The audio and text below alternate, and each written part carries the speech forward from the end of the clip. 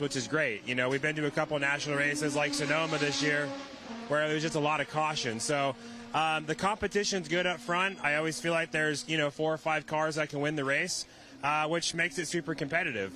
You've got Brody Goebel, Barry Bowes, Tim Carroll. Last year we had Tim Barber, who was super fast. So, it's really competitive. We've all raced with a lot of respect with each other. We try to keep the cars together and get it to the finish line. But, I don't know if it's better or worse, but it's good racing. It is very good racing. But you came actually from the SGT side of it, ran a road car that looked just like this. And then you've had now a few Howe chassis TA2 cars. This is beginning of the season. This was a brand new car. And could you feel the differences in your older chassis and going into the new car? Yeah, it's funny because it's apples for apples, right? Chassis manufacturer, TA2 car. I describe it's like getting a brand new truck, right? You got 100,000 miles on your old pickup truck, you get a brand new truck. It might be the same, a couple more features here and there, but it just feels a little bit tighter, feels like a little bit more responsive, and all the parts, all the components on it are new. The chassis might not be totally different, but you really feel the tightness of all the new components, so we're really happy with it. So, but also, Michael, I heard rumors that you pulled kind of a double duty this weekend. They always, Thursday nights here, they always have a huge motocross, thousands of fans. Were you out there? Yeah, we came up last year. We obviously moved into the paddock on Thursday, so we went over because we heard they were having this motocross event. Little did we know, it's been going on for 59 years straight. It's like this summer motocross series. I've got a long background in motocross. That's my background. I didn't do go-karts. I didn't, race cars. I raced motocross. So last year, it was such this cool community event. I'm like, I'm bringing my dirt bike next year for sure. And sure enough, we did. And Ernie Becker from Trans Am joined me. He brought his dirt bike. And he's right here. He just happens to be right here. So Ernie, who's kind of like a driver coach and helps out on the Trans Am staff, he had one of our competitors, I think JC Monet, brought your bike up here. That is correct. Yeah, Michael talked me in to bring a bike up. I worked with Motocross Action Magazine. They provided me a bike. Came up, we had a lot of fun, and, hey, it was a good, fun family event and a great way to enjoy Thursday night. Yeah, how'd you do? I got second in what's called the 30-plus class because I'm 36, and then I raced the pro class, and I got second overall in that. I went 3-2, I think. So it was a pretty fun night. Not a whole lot of competition for us, but there was what do you think? Probably 50 kids there, 50 different kids there racing, which is what you want to see, right? You want to see the youth coming in, but not a lot of fun. The track crew does a great job. Their promoter does a great, just puts on a great event. Like Ernie said, it's like this really cool community feeling, and it was just fun to be a part of it and fun to come back up here and race. Michael LaPaglia running for this year's championship, trying to go back-to-back with Papini's Garage in the Western Championship, so stay tuned.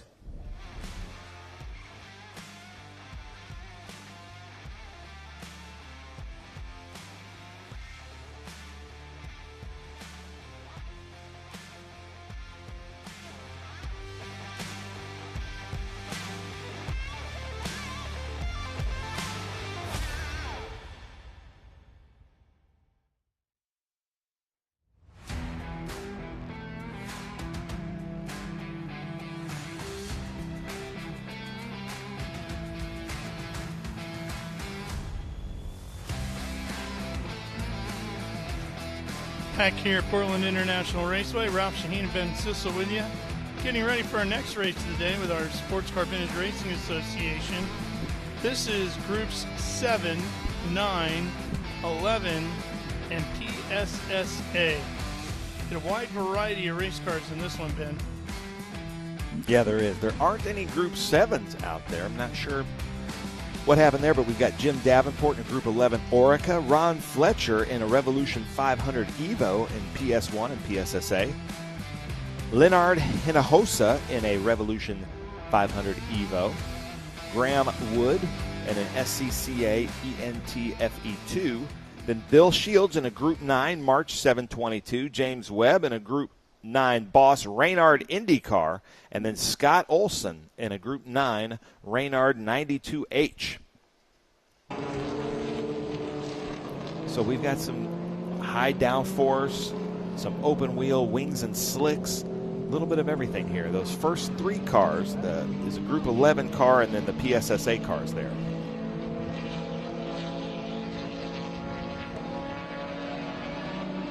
waiting for the green. You see the flag stand off to the right side of the screen.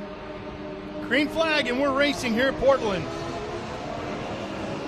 And the Orica starts to stretch out a little bit, that orange and black machine.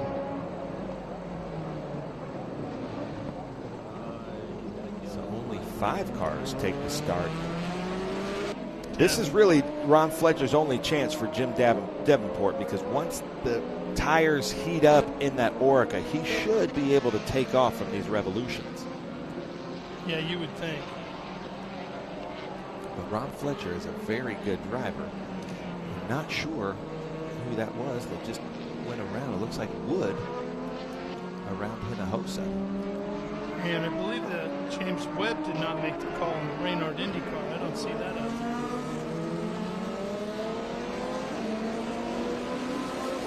There's Hinojosa. There's Revolution Evo. There's the Orica Davenport. Do you ever call any races that this car would have been in back in the day?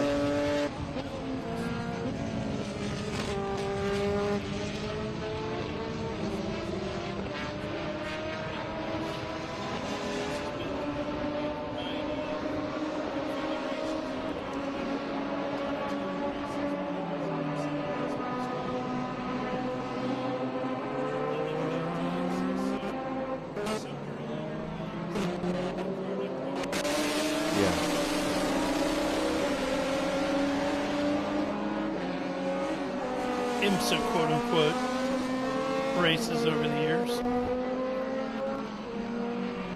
from a wide variety of racetracks and television networks. Yeah.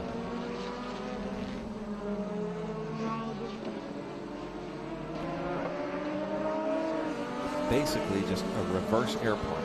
You know, just a ton of wings on it to keep that thing sucked to the ground. Yeah. There's Hinojosa again in that Revolution. Ron Fletcher, that's a different car than we've seen Ron Fletcher in.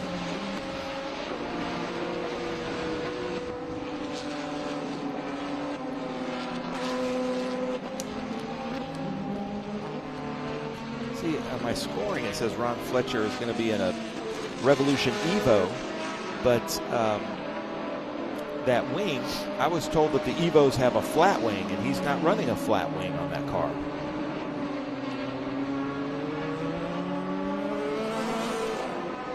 So maybe that's his backup car. Yeah. I will say I've always tended to like the closed cockpit of the prototype machines a little bit more, like you're talking about that Orica. Whether it's a Porsche 956, 962, the Jaguars, the Toyota Eagles, that's that type of look to the race car.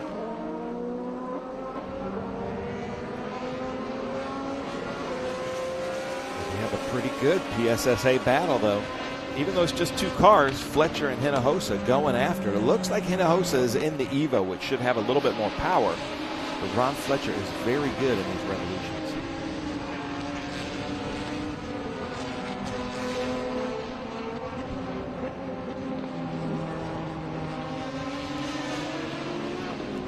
Looks like the tires are up to temp on the Orica. I'd say so. I'm going to try to text Jason and see what he's in.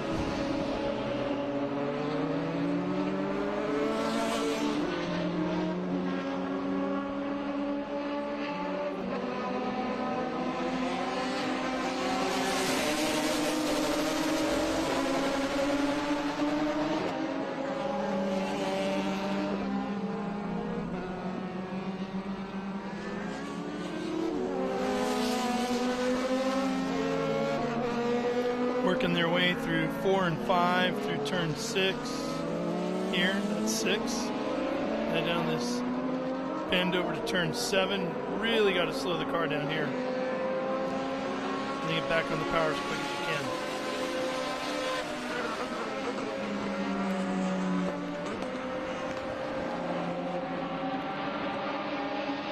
To Ralph. He's got a good run. into one of the faster sections on the racetrack, 9, 10, and now down to 11 and 12. Back out onto the front straightaway. He's trying his best. And Fletcher doing everything he can to break the draft on that long front straightaway.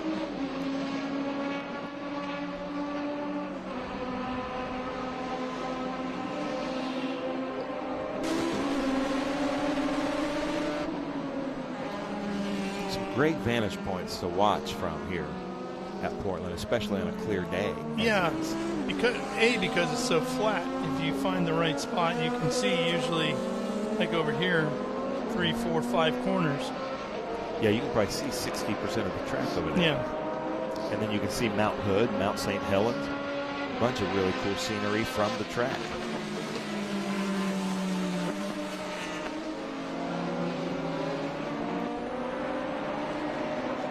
Long back straight that just has a little bit of a, it's called a banana straight, a little bit of a right-hand turn. Yep.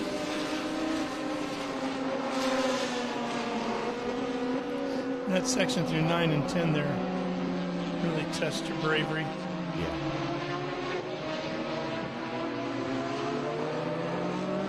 So doing the same thing, just wiggling back and forth, trying to get out of the draft. Yep.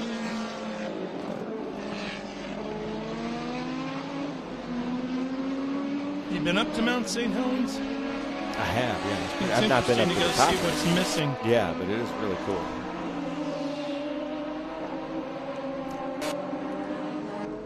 We used to snowboard on Mount Hood a lot. We'd play shows in Portland and go snowboarding, and then the show wouldn't be that good because we'd be all sore.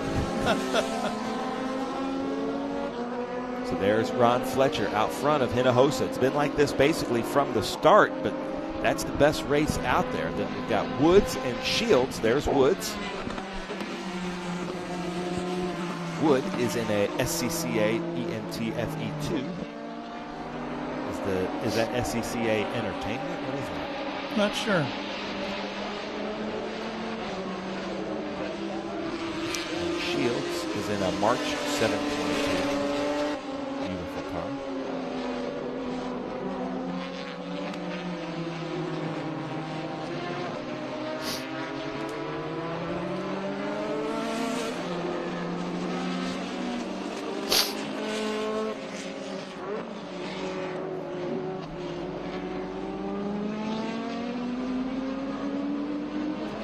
Yeah, let's stay on. You see that red march coming our way here, painted up in the livery of the old gold leaf Lotus. And the gold leaf, that was kind of the start of sponsorships. Yes, in it motorsports. was.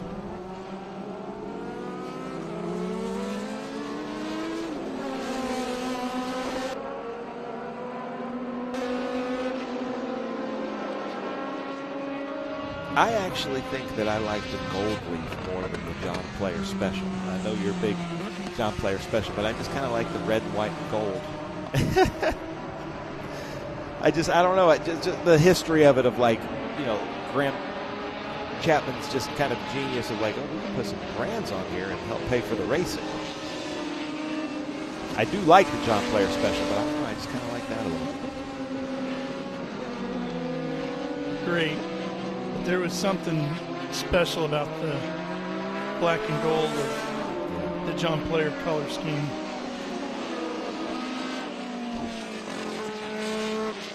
What do you think is the most famous livery? Like golf, that went through a bunch and was in Le Mans, you know, the movie, that was a huge one. The most famous paint scheme of all. That's what we're talking about? Yeah. So, and you can leave us comments too if you have an idea or an opinion on this. So the question becomes, because you've got cars that are not sponsored and cars that are sponsored, right? If you're going to go with the non-logoed race car, I would say Ferrari red. Yeah. Right, a basic red Ferrari. As soon as you see the red, you know exactly what it is, no matter the body style, right? I think Hinojosa might try to do something here at 10 and 11. He gets up there right. He seems like he's got a better run out of 7, but then just can't get to it. If we're going to talk about logoed cars, yeah, I would think the Gulf livery would be very high on the list. The Jeff Gordon DuPont. The Jeff Gordon DuPont and the Earnhart Good Wrench, along with Petty Blue. Yeah, Petty, that's true. Petty Blue would be way up there as well. Herbie. Herbie. Herbie's a pretty famous race car. The Rothmans, anything Rothmans would be high on the list.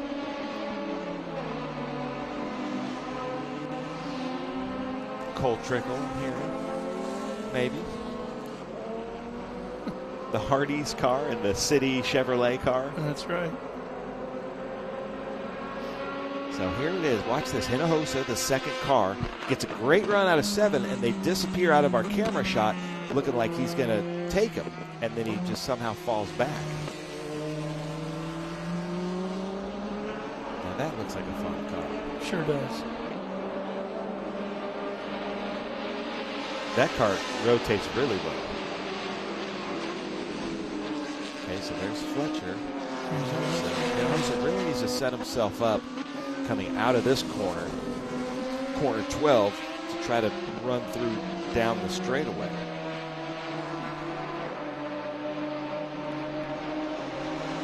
There's a look at the festival curves, also known as the Shelton Chicane. I think the camera operator is lifting the lift as he's shooting that. That's pretty good. Pretty nice. It's pretty nifty there, guys.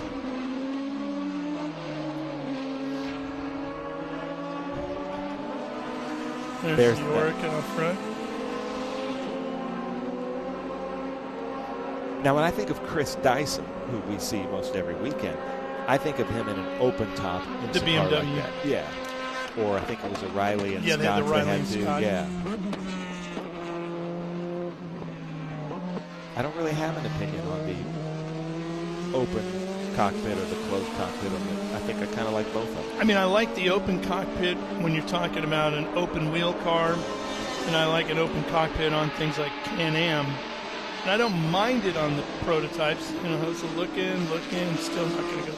But could you imagine, like in that Orica, doing the 24-hour Le Mans in a rainstorm? That'd be nasty. Yeah. And you'd be watching the other guys with wipers, you know, being pretty jealous, I think. See, I like the closed cockpit of like the 917, Ferrari 512, all that sort of stuff, right? Devin's way ahead, 111.8. Hinojosa, he does get impatient. Yep. So we might see something here. What would you call that? Is there a motorsports version of a Hail Mary? I think it's still a Hail Mary. So Ron Fletcher out front in PSSA. Both of these cars are PS1 cars. By timing and scoring, it says that he's in a Evo, but with that reverse dihedral wing. Oh, but we've got Fast Ginger is saying he likes the Andretti Kmart cars.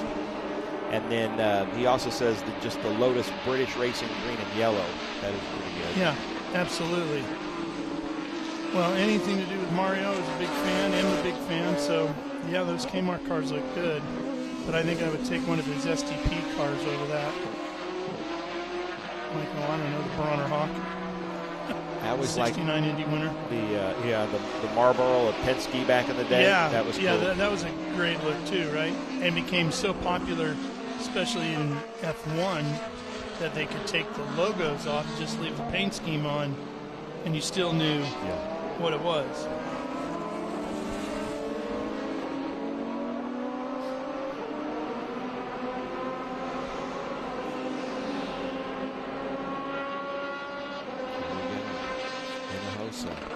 Behind Ron Fletcher in PSSA. What does he have? Does he have anything? As the time is running out, he knows the time is running out. They're very equally yoked somehow. This is his strong suit usually. Oh, see ya. Commentator's curse. He stuck it up in there and went as hard as he could, and it just, traction didn't stay with him. I think that's the second time We've seen that. That happened to us at Road America as well. He and Ron Fletcher were real close, and then I think there might be something in just getting kind of out of that raft, out of the air there. That just got a little low. Boy, that's frustrating. They need to come on the front straightaway, and he's going to see him dipping into the chicane. And he'll know that's a gap he won't be able to make up in the handful of laps that are left.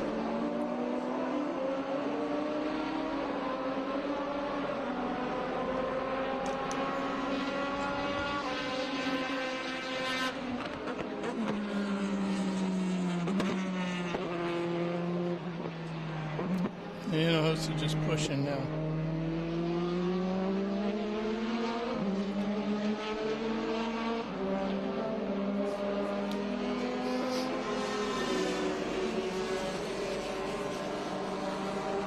Spectacular. You know, just because there's so much dust, it looks much worse than it really is. Whoa. Keeping up with Hankook-shod now.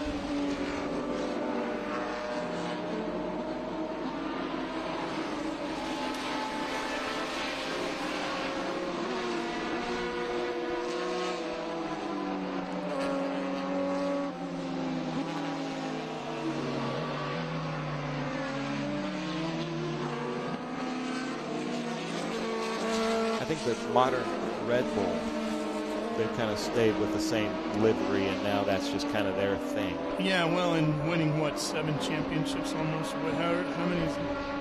Between Max and Vettel, and they got to be 6 or 7 titles? Yeah, or I think so. How cool is it to see Scott Speed in our paddock sometimes working with Tristan McKee? Oh, yeah. Well, the papaya orange of McLaren. Yeah. I mean, there's a lot of great colors out there, but what obviously makes all of these color schemes and liveries famous is performance, right? None of us are talking about liveries on cars that finished dead last. These are all cars that were championship winners. Jeff Gordon wasn't Jeff Gordon, right? Or Richard Petty was. The rainbow Richard thing Petty. wouldn't be that big of a deal. Buddy Sam Bass designed that rainbow scheme. There was one year in the late 90s, Sam had more than 3/4 of the Cup fields at Daytona for the 500 were liveries that he had designed. That's amazing. It's pretty impressive. And then what happened, and he was, just an illustrator, artist, come up with it out of his own mind, and teams would all pay him to do the designs. And what ended up happening is, as is always the case in racing, something else comes along. The teams found out they could design these things on computers, so they don't need to pay the artist guy anymore, and things change. But do they? I mean, we haven't talked about a modern paint scheme on a NASCAR and you probably car. won't. And one of the reasons for that, Ben, is that certainly in NASCAR these days, nobody runs one livery the entire year. I mean, it's hard to keep up. It's hard to get sponsorship dollars for that, right? So instead of having Lowe's or Home Depot or DuPont or whoever it was as your main sponsor for $20 million for the entire year, now you've got a series of $3, $4, $5 million sponsors that pick and choose a handful of races. And instead of using paint, they're just wrapped. Yeah. So I'm hearing white flag next time by on the Orica of Devonport. There he is. White flag is out and waving.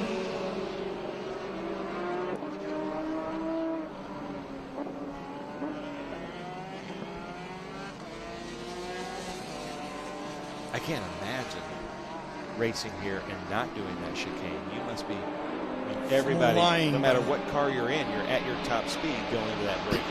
Yeah. It's kind of like the old brainer. Yes. Yeah.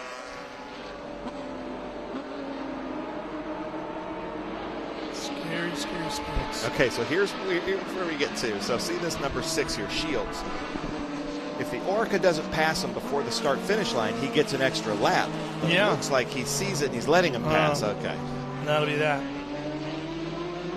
Maybe he's like, I'm tired. I'm done. gonna go in. Yeah. Tongue's out. Time to start thinking about dinner. You struggling for ice cream here? Not here. Yeah.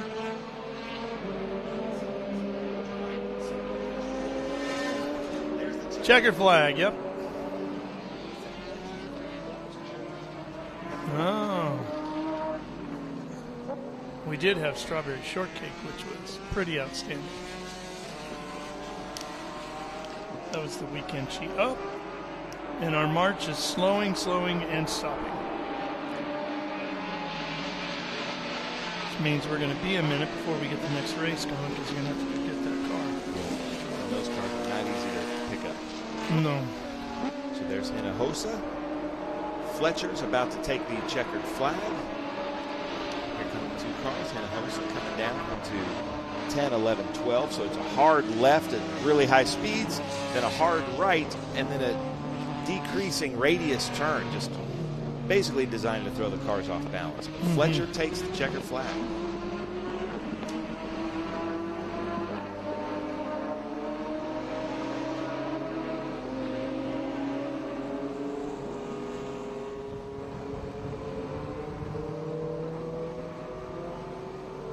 Here's your results. Davenport, Fletcher, Hinojosa, Wood, and Bill Shields rounding out the field. But ladies and gentlemen, Group 6, 10, and 12 is next with we've got some TA2 cars, we've got some Ford Mustangs, some Corvettes, maybe Ralph's favorite car of the weekend. We might see that. Some E-types.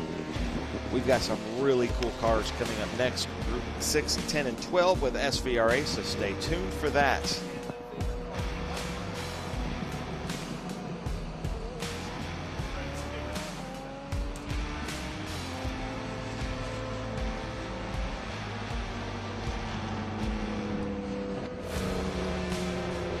Yeah, so ladies and gentlemen, stay tuned. We're going to go see some great commercials from our sponsors. I hope they don't show a Mission Foods commercial because it'll make me hungry, and I'm going to go have to have Mexican tonight, but we might as well just to make me hungry.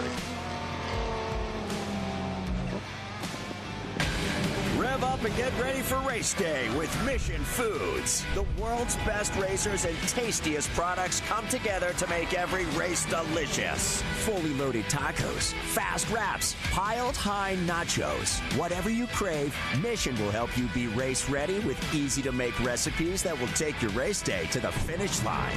Keep your racing delicious and enjoy all the mouth-watering action. Brought to you by Mission Foods. Too fast, too tasty.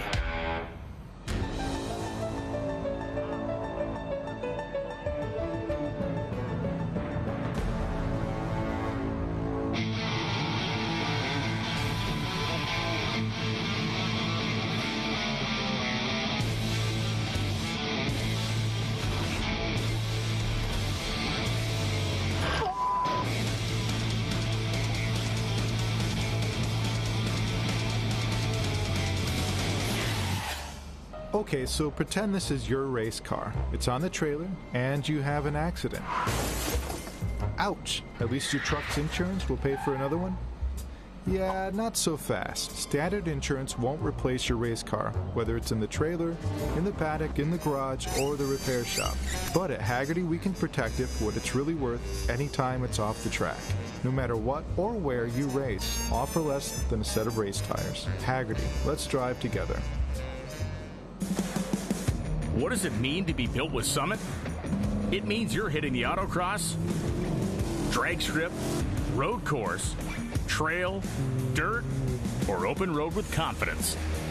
Because built with Summit means you're using parts from the top names in performance. Priced to make your project affordable. And it's all backed by trusted tech expertise and blazing fast shipping. Summit Racing Equipment. Let's build it together. SummitRacing.com.